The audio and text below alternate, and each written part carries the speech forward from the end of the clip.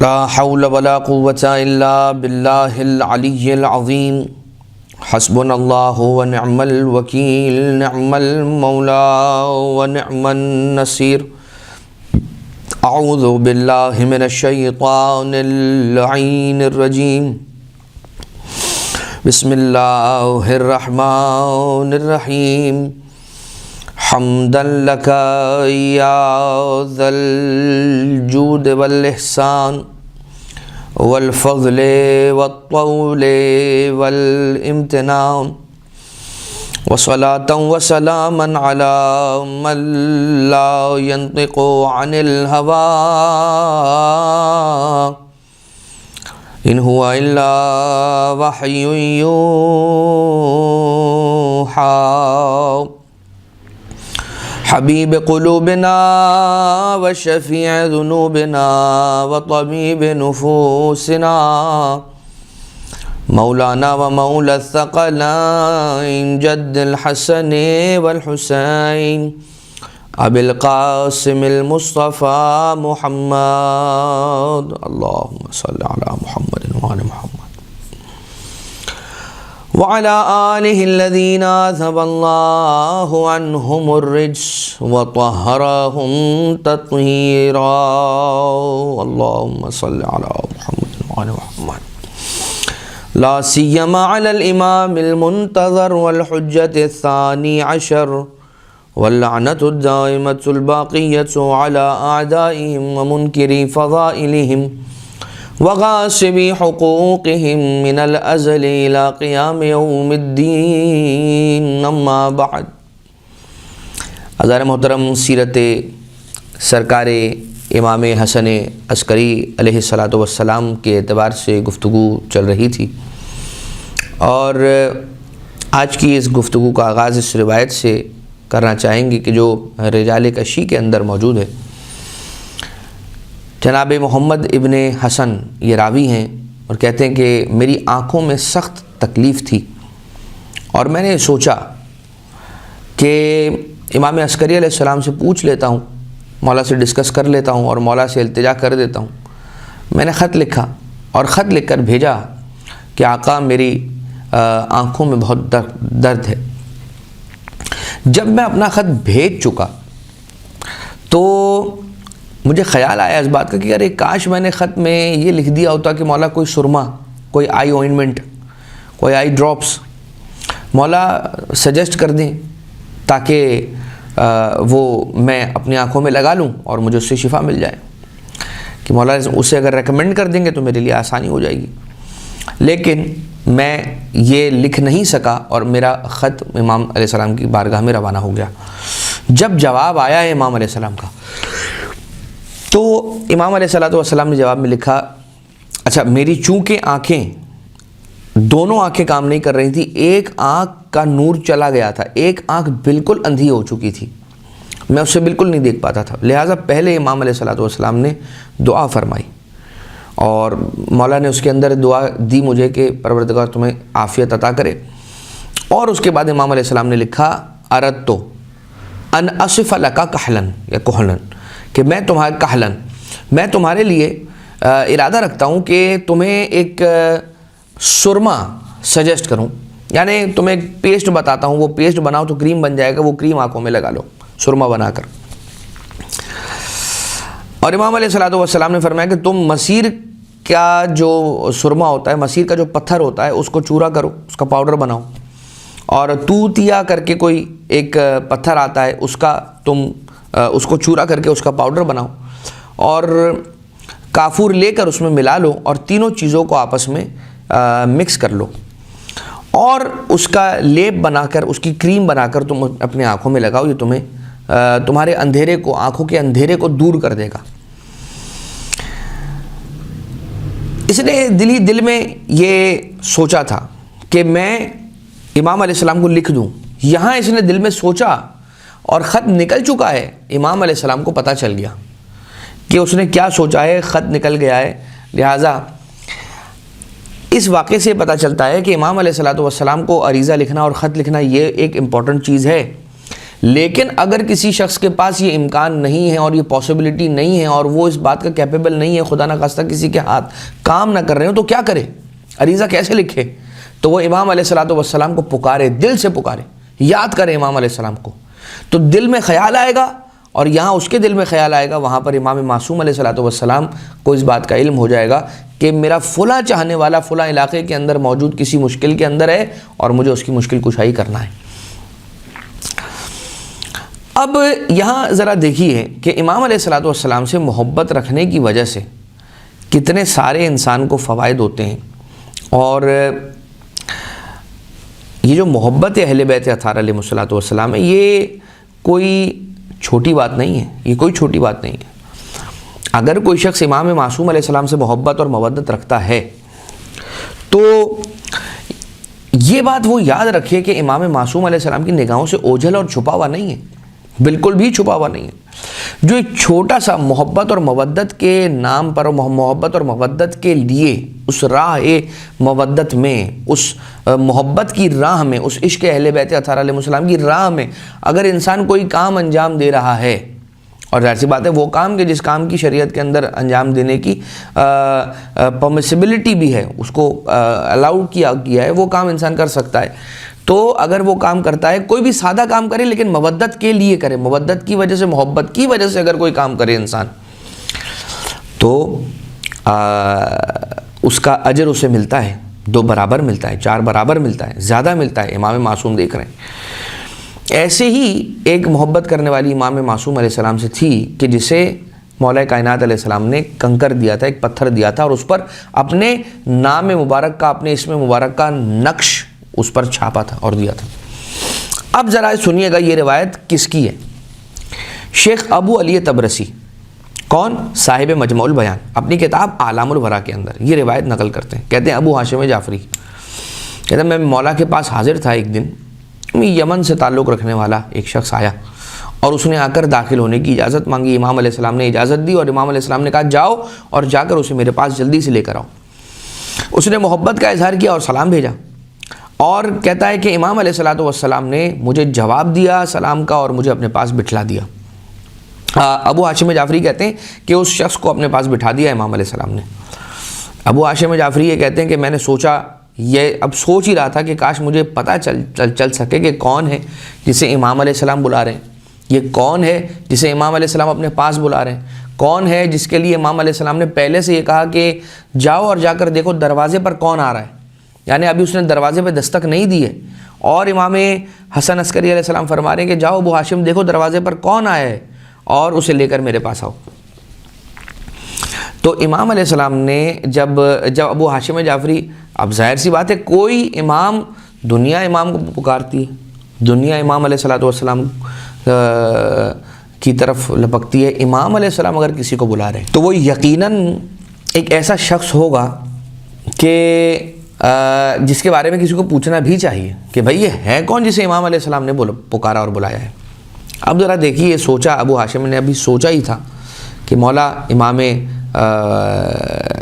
حسن عسکری علیہ السلام نے ارشاد فرمایا کہ ھذا ولد من العرابیات یا من العرابی ہے، یہ عرابیوں میں سے جو دیہات میں رہنے والے بدو وغیرہ ہوتے ہیں، جو دیہات میں رہنے والے دیہاتی افراد ہوتے ہیں، اس معنی میں دیہاتی نہیں کہ جس معنی میں ہمارے یہاں پر ان پڑھ گوار وغیرہ کے لیے اعتبار یوز ہوتا ہے، وہ نہیں۔ عراب یعنی کہ جو خانہ بدوش ہوتے ہیں اور جو قبیلہ قبیلہ جا کر الگ الگ جگہوں پہ رہتے ہیں، یا صحرا میں ریف اریاف کے اندر رہتے ہیں جو لوگ۔ صاحبۃ الحسات التی طبع آبائی فیہا بخواتیمہم فانطبعت، یہ شخص جو ہے، یہ لڑکا جو ہے، یہ لڑکا عرابی ہے، یہ لڑکا عرابی ہے، اور اس کے پاس ایک ایسا پتھر یا اس کے پاس وہ کنکر ہیں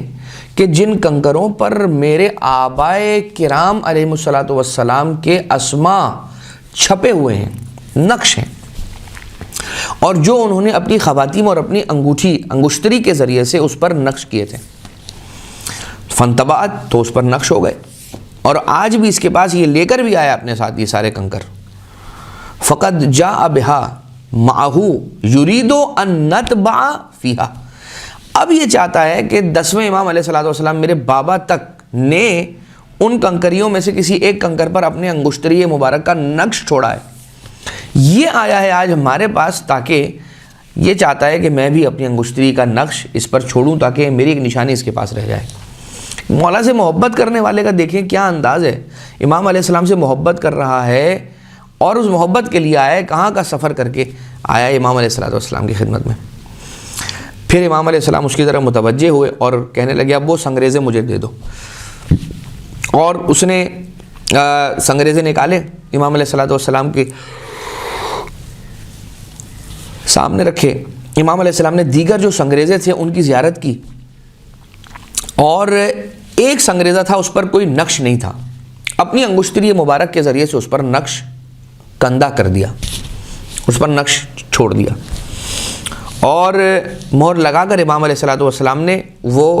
دے دیا. الحسن ابن علی علیہ السلام کا نقش اس پر لگا, اور امام علیہ السلام نے وہ کنکر بھی اس کے حوالے کیا باقی کنکریوں کے ساتھ. ابو ہاشم جعفری کہتا ہے کہ میں نے پوچھا کہ اس آنے والے سے میں نے یہ پوچھا کہ کیا تم نے آج سے پہلے امام حسن عسکری علیہ السلام کی زیارت کر رکھی تھی؟ کیا تم نے ان کی زیارت آج سے پہلے کسی دن کی تھی, یا آج ہی فرسٹ ٹائم ان سے ملاقات کر رہے ہو, امام سے میرے آج مل رہے ہو؟ کہا نہیں, میں ایک مدت سے ان کے عشق میں مبتلا ہوں, اور مجھے بہت زیادہ اس بات کی خواہش تھی کہ امام علیہ السلام کی زیارت کروں, لیکن میں نہیں آ پایا, تو آج آیا ہوں. اور کچھ دیر پہلے ایک جوان میرے پاس آیا تھا میرے وطن میں, اور جسے میں نہیں پہچانتا. وہ کون تھے وہ انہیں میں نہیں پہچانتا. انہوں نے آ کر مجھ سے یہ کہا کہ اٹھو اور امام علیہ السلام کی خدمت میں حاضر ہو جاؤ, اٹھو اور حاضر ہو جاؤ امام کی خدمت میں. پھر وہ مرد کھڑا ہوا اور کہا کہ آپ پر خدا کا سلام ہو اور رحمتیں ہوں اور برکتیں ہوں, میں گواہی دیتا ہوں. یہ کون کہہ رہا ہے؟ وہ لڑکا کہہ رہا ہے کہ جو آیا ہے, وہ یہ کہہ رہا ہے, وہ لڑکا, وہ مرد, وہ جو آیا ہے, وہ یہ کہہ رہا ہے کہ میرا آپ پر سلام ہو اور رحمتیں ہوں پروردگار عالم کی, خدا کا سلام ہو آپ پر اور اس کی برکتیں ہوں آپ پر. میں گواہی دیتا ہوں کہ آپ کا حق امیر المومنین علیہ الصلوۃ والسلام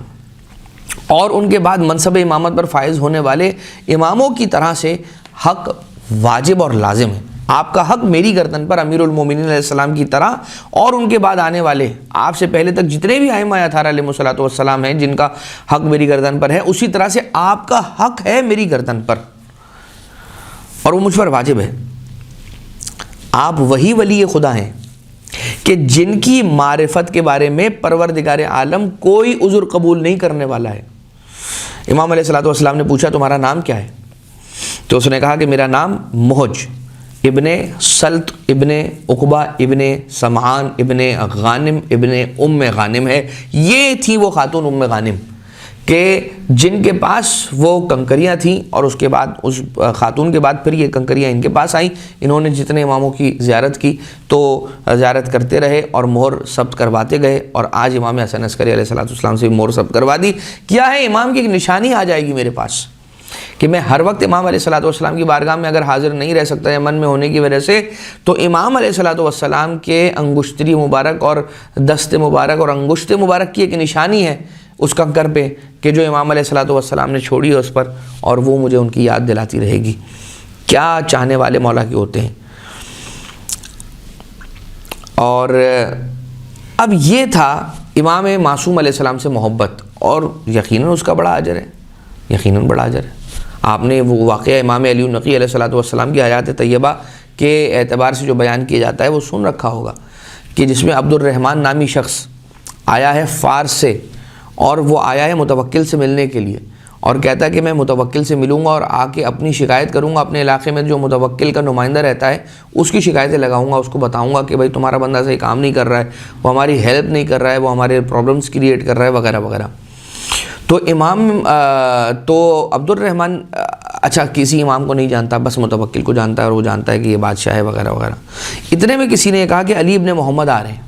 یعنی امام ہادی علیہ السلام آ رہے ہیں, اور ایسا لگتا ہے کہ تمہیں آج دربار میں داخلے کا وقت نہیں ملے گا, کیونکہ آج متوکل نے انہیں اپنے دربار میں بلایا ہے, اور ایسا لگتا ہے کہ کچھ بڑا ہونے والا ہے. ایسا لگتا ہے کہ شاید وہ انہیں قتل کرنے کے ارادے سے بلا رہا ہے. اب جب یہ اس نے سنا تو ایک مرتبہ پریشان ہوا اور کہنے لگا کہ رک کر ذرا دیکھنا تو چاہیے، اتنا دور سے میں آیا ہوں، تھوڑا سا رک کر ٹھہر کر دیکھنا تو چاہیے کہ یہاں پر اب واقعہ ہونے کیا والا ہے۔ اتنے میں امام علی النقی الہادی علیہ السلام کی سواری سامنے سے نمودار ہوئی۔ اب یہ بات ذہن میں رکھیے گا کہ مودت کی کیا قیمت اور کیا عظمت ہے، اور یہ مودت انسان کو کس بات پر مل سکتی ہے۔ جیسے عبد الرحمن نے دیکھا کہ امام علیہ السلام کی سواری داخل ہوئی ہے، اب جانتا نہیں کہ امام ہے، جانتا نہیں کہ نواس رسول، جانتا نہیں ہے کہ رسول کے اولادوں میں سے، بس کسی نے کہا علی ابن محمد آ رہے ہیں اور وہ بہت بزرگ ہیں اور وغیرہ وغیرہ، یہ کہتا ہے کہ میں ٹھہر گیا، اور جیسے ہی امام علیہ السلام کے چہرے انور پر میری نگاہ پڑی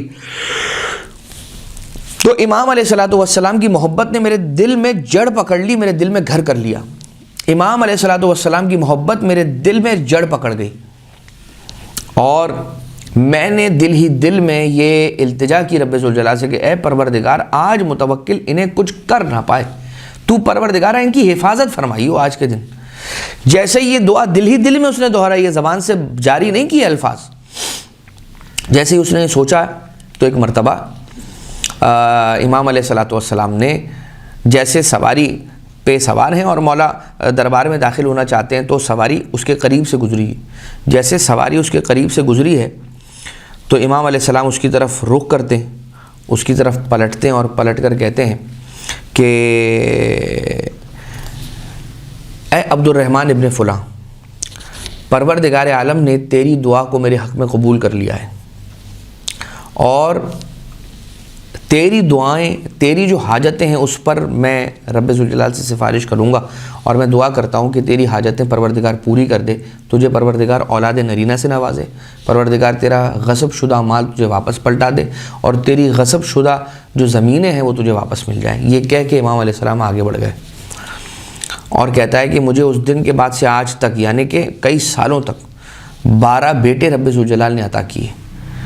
میرا مال سارا کا سارا مجھے واپس مل گیا، میری زمین جو لوگ غصب کر چکے تھے وہ ساری کی ساری مجھے واپس مل گئی، آج اس میں اضافہ ہی ہو چکا ہے۔ یہ سب کچھ ہوا امام علیہ السلام کی دعا کے نتیجے میں۔ کون سی دعا؟ وہ دعا جو امام علیہ السلام کے لیے جو کسی نے دعا کی تھی۔ ہم دیکھیے یہ نہیں کہہ رہے کہ نعوذ باللہ امام معصوم، نعوذ باللہ کوئی محتاج ہو، نہیں، کوئی امام معصوم علیہ السلام محتاج نہیں ہو سکتا، وہ محتاج نہیں ہو سکتا۔ ہم یہ نہیں کہہ رہے کہ اگر ہم انہیں دے رہے ہیں تو ہم ان کے لیے کچھ ان کے اضافہ کر دیں گے، ہم تو یہ کہہ رہے ہیں کہ ان کے پاس گنجائش ہے ہی نہیں کہ مزید انہیں کچھ دیا جا سکے۔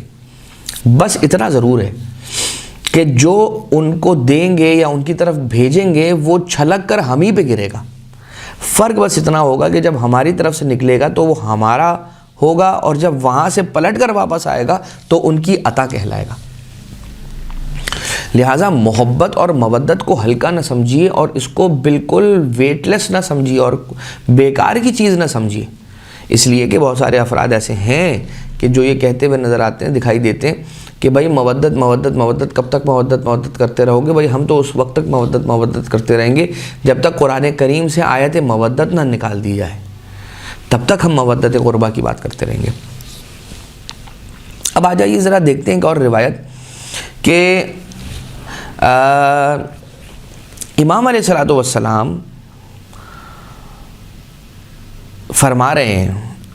اور کیا کہہ رہے ہیں کہ ولایت، یہ جو ہے ولایت، ان کی محبت مودت یہ کتنی امپورٹنٹ ہے اور اس کا انسان کی زندگی میں کتنا عمل دخل ہے، یہ سماعت فرمائیں۔ کتاب کا نام ہے الثاقب فی المناقب، اور ابو ہاشم جعفری جو ہیں وہ روایت کر رہے ہیں۔ وہ یہ کہتے ہیں کہ میں امام حسن عسکری علیہ السلام کی خدمت میں تھا، اتنے میں محمد ابن صالح ارمنی جو ہیں انہوں نے اس آیت کو دہرایا امام علیہ السلام کے سامنے، اور اس آیت کو دہرا کے، اس آیت کی تلاوت کر کے انہوں نے اس آیت کی تفسیر کے بارے میں امام حسن عسکری علیہ السلام سے سوال کیا۔ یہ اور بات ہے کہ ایک تفسیر ہمارے پاس ایسی بھی ہے کہ جو تفسیر المنسوب الی امام الحسن العسکری، یعنی امام حسن عسکری علیہ السلام سے منسوب ایک تفسیر ہے کہ جو ہمارے پاس موجود ہے، ایک جلدی ایک کتاب۔ لیکن یہ اس حوالے سے بات نہیں ہو رہی ہے، تو یہ بات ہو رہی ہے کہ امام معصوم علیہ السلام سے محمد ابن صالح ارمنی نے ایک سوال کیا اور ایک آیت قرآن کی تلاوت کی، اور وہ آیت تھی بسم اللہ الرحمن الرحیم وَإِذْ أَخَذَ رَبُّكَ مِن بَنِي آدَمَ مِن ظُهُورِهِمْ، اور اس وقت کو یاد کیجئے کہ جب پروردگار عالم، جب آپ کا رب اپنے بندوں کو یعنی کہ بنی آدم کو پکڑے گا ان کے پشتوں سے، ان کی پشت سے پکڑے گا انہیں۔ اب امام علیہ السلام نے تفسیر پوچھی کہ ان کی پشت سے پکڑے گا، کیا ہے پشت جس سے پکڑے گا؟ اب پروردگار عالم کا نہ ہاتھ ہے اور نہ وہ پشت سے پکڑنے والا ہے، بظاہر جو پشت ہے وہ پشت کیا ہے؟ پشت ہے بیک، انسان کی بیک بون، انسان کی بیک بنیاد، یہ انسان کی پشت ہے، یہ انسان کا ظہر ہے۔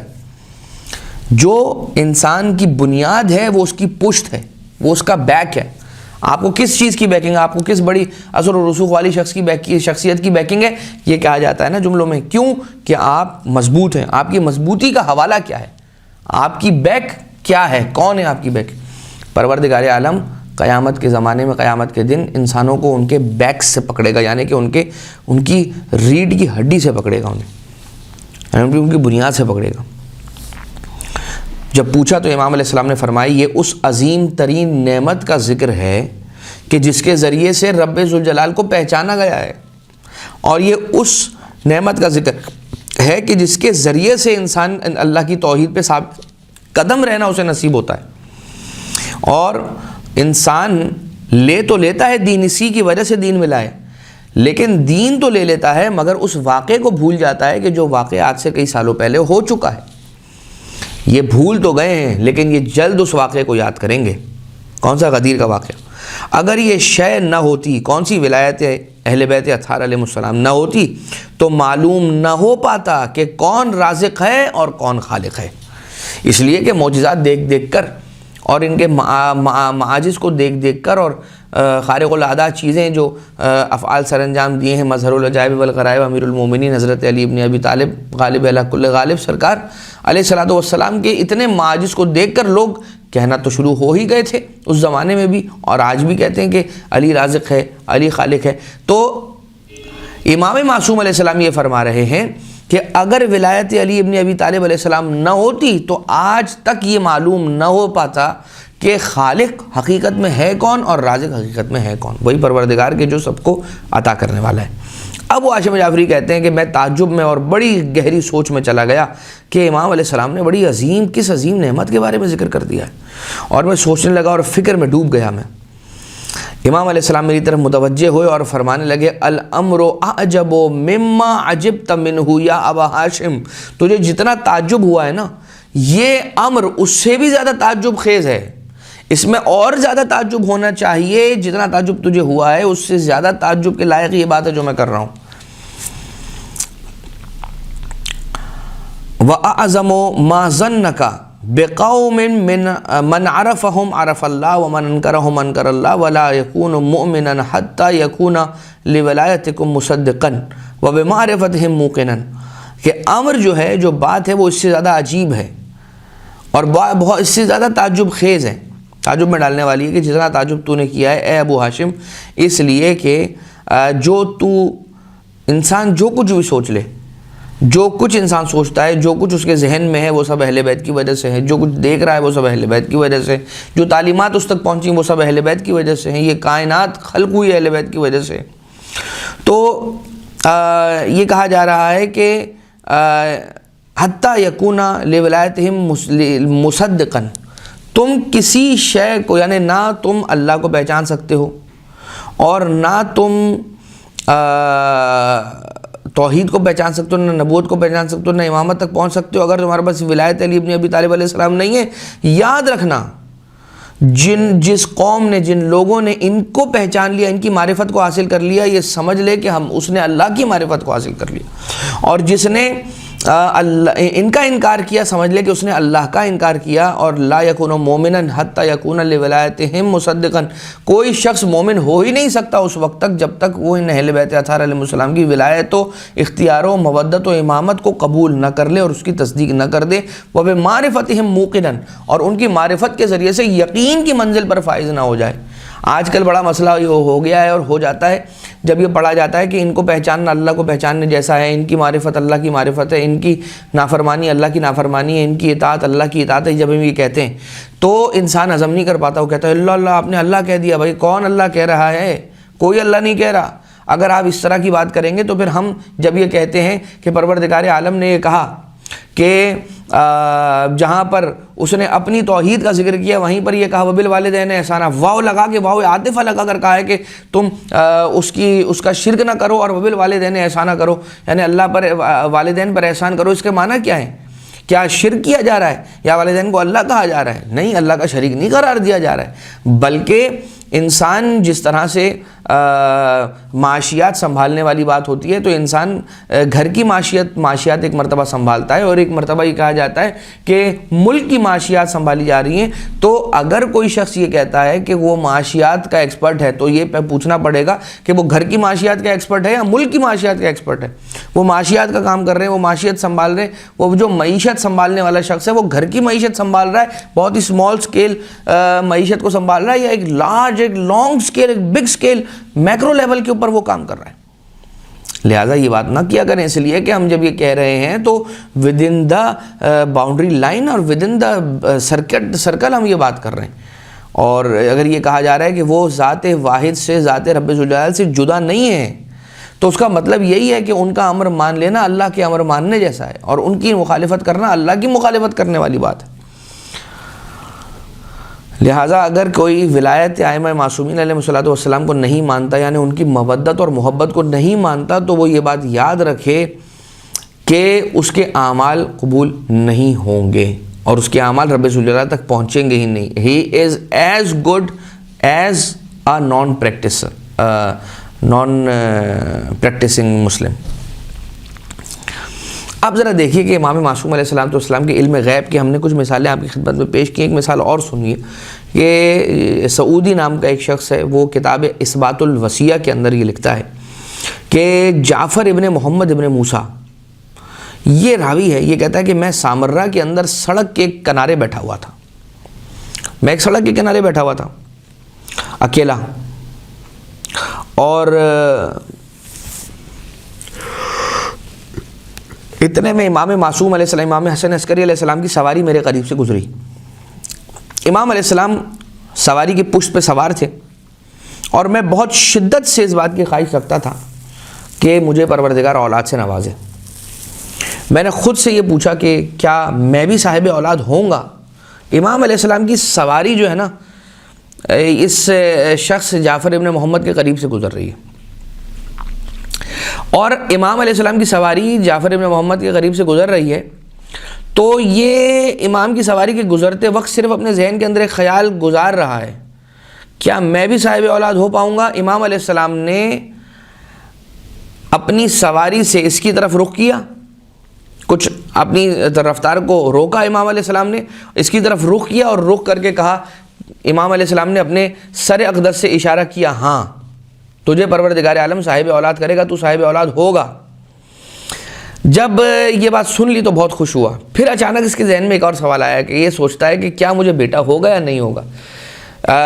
اور سوچا کہ کیا بیٹا ہوگا، اچھا مجھے بیٹے ملیں گے۔ تو جیسے ہی یہ سوچنا تھا، امام علیہ الصلوۃ والسلام نے مڑ کے اس کی طرف دیکھا، اشارہ کر کے کہا کہ نہیں، تجھے بیٹا نہیں ہوگا۔ اب جو صاحبان اولاد ہیں یا جو صاحبان اولاد نہیں ہیں، جو صاحبان اولاد ہیں وہ اولاد کی تربیت کے لیے پریشان ہوتے، اور جو صاحبان اولاد نہیں ہیں وہ اولاد ہونے کے لیے پریشان ہوتے ہیں کہ ان کے پاس اولاد نہیں ہوتی۔ تو وہ امام معصوم علیہ السلام سے توسل کریں، یقین رکھ کر۔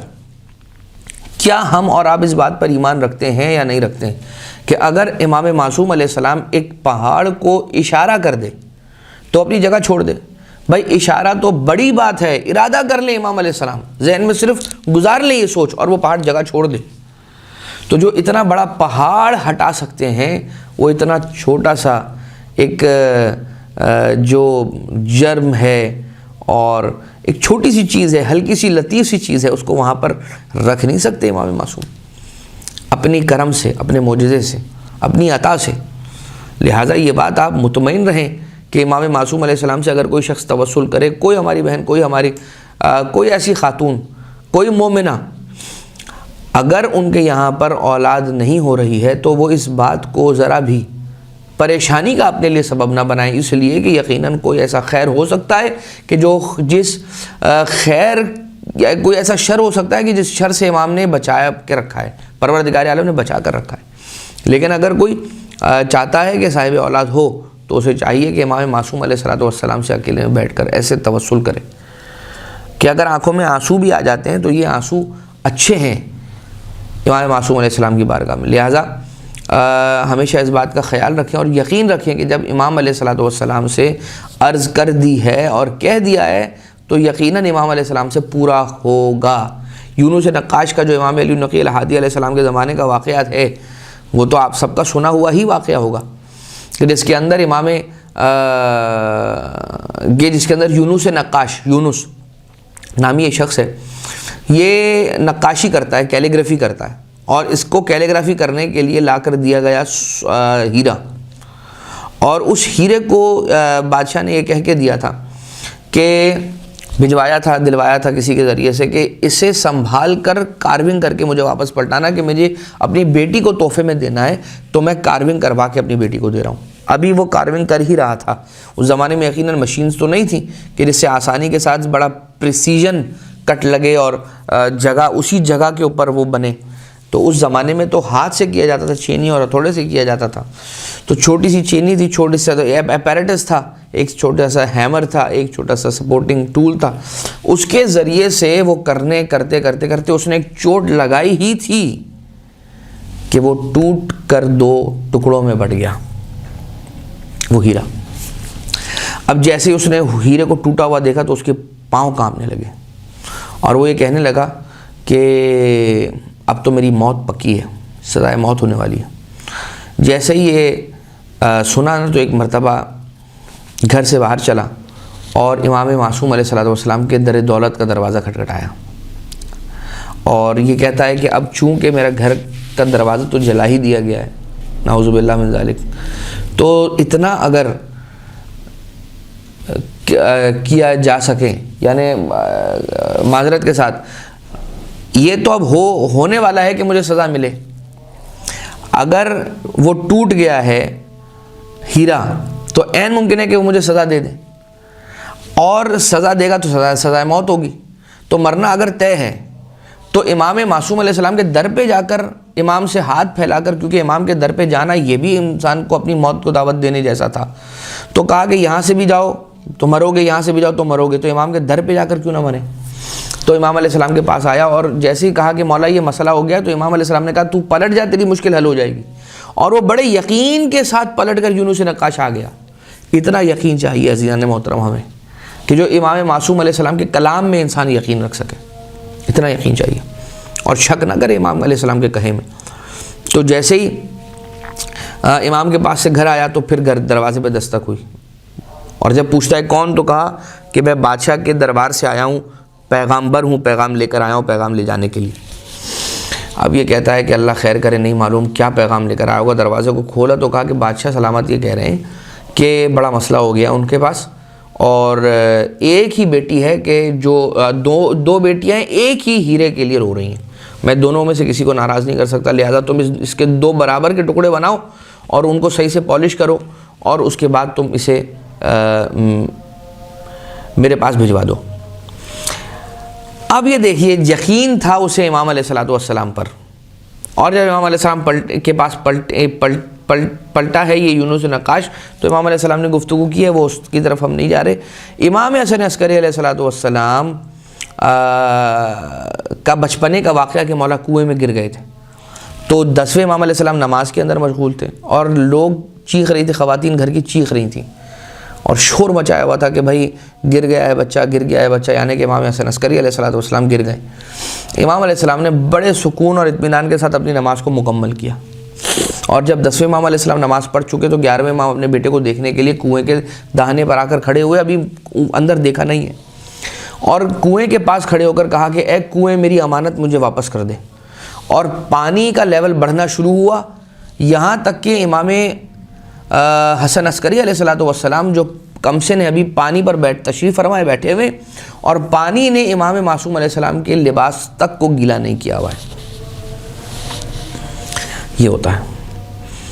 اب آ جائیے کہ روایت کے, جس روایت کے اندر جو روایت لکھی ہے المحتضر کے اندر, صاحب المحتضر نے حسن ابن سلیمان یہ کہتے ہیں کہ اعوذ باللہ من قوم حذفوا محکمات الکتاب ونسوا اللہ رب الارباب والنبی وساق السلسبیل مواقف فی ساق الکوثر فی المواقف الکثیرہ فی المواقف المحکمات فی مواقف الحساب ولذا والطامہ الکبرى ونعیم دار الثواب فنحن السلام العظم وفینا النبوۃ والولایہ والکرام ونحن منار الہدی والعروۃ الوثقی. امام علیہ الصلوۃ والسلام ارشاد فرما رہے ہیں کہ یاد رکھو کہ پناہ ہے اس قوم سے کہ جس قوم نے محکمات کتاب کو چھپا دیا ہے. محکمات کتاب کو چھپا دیا کہ معنی کیا ہے؟ محکمات کتاب کو چھپانے کے مراد ہے وہ آیتیں کہ جو ظاہر ہیں اور محکم ہے, متشابہ نہیں ہے, محکم ہے. وہ آیتیں کہ جو محکم ہیں, ظاہر میں نظر آنے والی ہیں, بین ہے, واضح نشانی اللہ کی, ان کو چھپا دیا ہے. معنی کیا؟ معنی یہ کہ جو امام معصوم علیہ السلام کے سامنے نظر آنے والے کہ جس میں کوئی شک نہیں ہے, کوئی ریب نہیں ہے, کوئی کجی نہیں ہے, جو لوگوں کے بالکل سامنے ہیں, ان فضائل تک کو چھپا دیا لوگوں نے. اور ہم وہ ہیں کہ جو اور اللہ کو رب الارباب کو بھلا دیا ہے, اور نبی کو اور ساقی کوثر کو حساب کے دن جو پانی پلانے والے, کوثر کا پانی پلانے والے, ان کو بھلا دیا ہے. اور جو اس دنیا میں سب سے بڑا دن ہوگا, حساب کتاب کا دن ہوگا, اور اس دن کے لیے بھی ہمیں یاد نہیں رکھا ہے. وَنَعِيمُ دَارِ الثَّوَابِ فَنَحْنُ السَّلَامُ الْعَظَمُ وَفِينَا النُّبُوَّةُ وَالْوِلَایَّةُ. یاد رکھنا وہ مرکزی کیل ہم ہیں, اور اس دنیا کا سب سے بڑا امتحان ہم ہیں, اور اس دنیا کے اندر جتنے بندگان خدا بستے ہیں رسول اکرم کے بعد, جن کو پروردگار عالم نے سب سے زیادہ چاہا ہے وہ ہم ہی ہیں. لہٰذا امام معصوم علیہ السلام اس میں یہی بیان کر رہے ہیں کہ انبیاء کو جو نبوت ملی ہے, مولا امیر المومنین علیہ السلام کی ولایت پر ایمان کو دیکھ کر ملی ہے, اور جناب سیدہ سلام اللہ علیہ کے احترام اور تعظیم کو دیکھ کر ملی ہے. اب آ جائیے وہ آخری روایت کہ جس روایت پر تتمہ ہو جائے گا صاحب سرکار امام حسن عسکری علیہ الصلوۃ والسلام کے بیان کا. احمد ابن اسحاق قمی سامرہ آیا امام حسن عسکری علیہ السلام کی خدمت میں, اور امام کی خدمت میں جب آیا تو 11ویں امام علیہ السلام نے احمد ابن اسحاق قمی سے کہا کہ اے ابن اسحاق, یہ میری اور تیری آخری ملاقات ہے, اس لیے کہ اگلی بار جب ملاقات کا وقت آئے گا تو نہ تو رہے گا مجھے دیکھنے کے لیے اور نہ میں رہوں گا, ہم دونوں کا وقت آخر قریب آ گیا. جب یہ سنا ہے تو ایک مرتبہ احمد ابن اسحاق یہ کہتے ہیں کہ مولا آپ کا تو رہنا ضروری ہے, میں رہوں نہ رہوں فرق نہیں پڑتا, لیکن آپ کا رہنا ضروری ہے کار ہدایت کے لیے, تو پھر ہدایت کون کرے گا؟ امام علیہ السلام نے فرمایا فکر نہ کر, یہ اس کا وعدہ ہے, اس کا انتظام ہے, فکر نہ کر, جس نے ہدایت کرنا ہے وہ اس دنیا میں آ چکا ہے. اور یہ کہہ کہ امام علیہ الصلوۃ والسلام پردے کے اندر تشریف لے گئے. احمد ابن اسحاق یہ کہتا ہے کہ میں نے دیکھا کہ پردے کے پیچھے گئے اور پردے کے پیچھے سے ایک چھوٹے سے بچے کو لے کر آئے کہ جس کا چہرہ کانا قمری الوجہ, جن کا چہرہ 14ویں کے چاند کی طرح سے چمک رہا تھا. 14ویں کے چاند کی طرح سے اس گھرانے کے چہروں کا چمکنا یہ کوئی نئی بات نہیں ہے.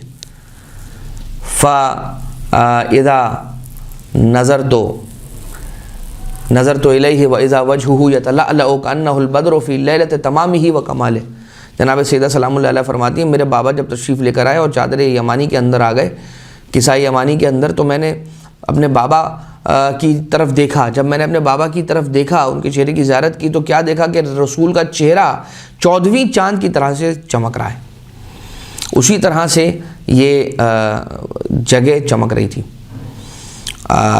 چہرہ چمک رہا تھا اس نو مولود کا کہ جسے امام حسن عسکری علیہ الصلوۃ والسلام لے کر آئے تھے اپنے ساتھ. اور دیکھا میں نے, اور اس بچے کو دیکھ کر یہ سمجھ گیا کہ یہی وہ ہیں کہ جو امام حسن عسکری علیہ السلام کے بعد کار امامت کو سنبھالیں گے اور ذمہ داریاں جو ہیں امامت کی ان کو یہ بچہ، یہ امام علیہ السلام سنبھالیں گے۔ جیسے ہی میں نے دیکھا امام کی طرف پلٹ کر میں نے آقا سے ایک اور گزارش کی اور میں نے کہا کہ مولا کیا کوئی اور دلیل اور کھلی ہوئی دلیل اور بین دلیل دے سکتے ہیں؟ جیسے میں نے امام حسن عسکری علیہ السلام سے یہ کہا تو یہ بچہ جو امام علیہ السلام کی گود میں تھا، امام حسن عسکری علیہ السلام کی گود میں تھا، یہ بچہ پکار اٹھا، کہا لا تطلب اثرا بعد العین، یاد رکھنا عین کو دیکھنے کے بعد، حجت کو دیکھنے کے بعد اثر طلب مت کرنا، معجزہ دوبارہ طلب مت کرنا، اس لیے کہ تم نے حجت کو دیکھ لیا ہے، تم نے اثر کو دیکھ، لا تطلب اثرا بعد العین، تم نے میرا چہرہ دیکھ لیا ہے، اس کے بعد اب کوئی اور دلیل نہ مانگنا، اس لیے کہ ہمارا چہرہ ہی حجت ہے۔ اگر اہل بیت اطہار علیہ الصلوۃ والسلام کی فردوں کے چہرے، یعنی ائمہ اطہار علیہ الصلوۃ والسلام کے چہرے اگر حجت نہ ہوتے تو کبھی نصرانی اور بنو نجران کے عیسائی یہ نہ کہتے کہ میں ایسے چہرے دیکھ رہا ہوں کہ جو اگر پہاڑ کو بھی اشارہ کر دیں تو اپنی جگہ چھوڑ دیں۔ لہٰذا یہ سرکار صاحب الامر علیہ الصلوۃ والسلام کے اعتبار سے کچھ گفتگو یہاں پہ ہم انشاءاللہ مولا کی ولادت اور مولا کی اس دنیا میں تشریف آوری اور آمد کے کس انداز سے اور کیا واقعات تھے وہ آپ کی خدمت میں پیش کرنے کی اگلے سلسلے میں کوشش کریں گے۔ تب تک کے لیے اس دعا کے ساتھ اجازت چاہتے ہیں کہ پروردگار تجھے واسطہ محمد و آل محمد علیہ السلام کے حق کا جو تو نے خود پر واجب کیا ہوا ہے ہمیں رزق معرفت ائمہ معصومین علیہ السلام نصیب فرما۔ پروردگار تجھے واسطہ محمد و آل محمد علیہ السلام کا ہمیں دشمنوں کے شر سے، حاسدوں کے شر سے محفوظ فرما۔ پروردگار مومنین مومنات جہاں کہیں پر بھی بستے ہیں ان کی جان مال عزت و آبرو کی حفاظت فرما۔ جتنے بھی مومنین اور مومنات پریشان حال ہیں تمام کی پریشانیوں کو دور فرما۔ قلب نازنین صاحب الامر علیہ السلام سے ہم سب کو راضی و خوشنود فرما۔ ربنا تقبل منا انک انت السمیع العلیم بجاہ محمد و آلہ الطیبین الطاہرین۔